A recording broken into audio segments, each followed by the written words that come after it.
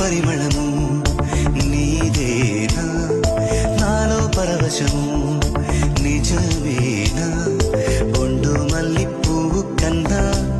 తేలికగు నీ సోకు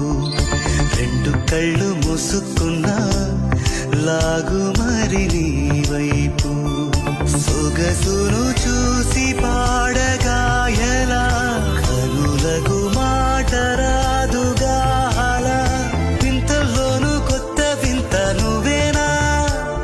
ఆ అందం అంటే అచ్చంగాను నువ్వే